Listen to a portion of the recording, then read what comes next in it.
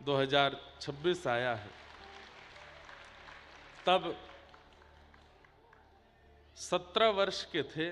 और 1 महीना बाद 18 वर्ष के हुए थे जब पहली बार मंच पर बैठे। आज तक कथाओं का क्रम चल रहा है और अब कब तक ठाकुर जी, देखो एक बात याद रखना, जैसे ये माइक है, अब ये सैनाइजर कंपनी का माइक है, इससे बढ़िया वाला जब आ जाएगा तो हम वो खरीदवा के मंच पे लगवा लेंगे। नहीं, हम एक बात बता रहे हैं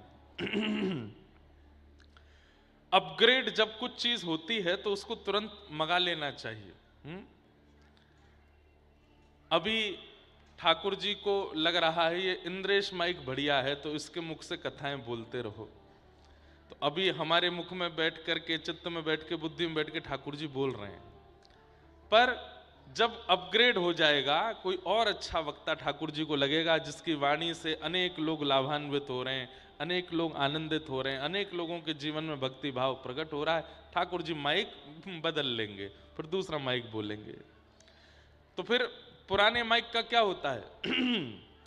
बोले सबसे बढ़िया वाला माइक व्यास जी रखते हैं, फिर जो माइक पुराना हो जाता है वो फिर संगी साथियों को दे दिया जाता है, भाई तुम भी इस पे बोल लो, तुम भी इस पे बोलो, तुम अब इस पे इसका इस्तेमाल तुम कर लो, बढ़िया वाला माइक व्यास जी रखेंगे। ठीक वैसे ही इस भारतवर्ष में स्वामी विवेकानंद से भी पूर्व से वक्ताओं की गणना चली आई है, पर एक ही वक्ता रहे ना, कुछ अवधि रहती है, उस अवधि में उस वक्ता को सुनने की महत्वता लगती है। फिर उसके बाद कोई वक्ता आते हैं तो उनकी बातें ज्यादा लोगों को प्रभावित करने लगती हैं। इसका मतलब क्या, वही बात वो भी कह रहे थे लेकिन उनकी बात से प्रभाव क्यों हो रहा है, बोले क्योंकि उनके चित्त में अब ठाकुर जी बैठ के उनके मुख से बोल रहे हैं, ठाकुर जी ने माइक बदला है। कुछ समय बाद फिर कोई और, कुछ समय बाद फिर कोई और, ऐसे ठाकुर जी सुंदर सुंदर माइक रूपी वक्ताओं को परिवर्तित करते रहते हैं अपने जीवन।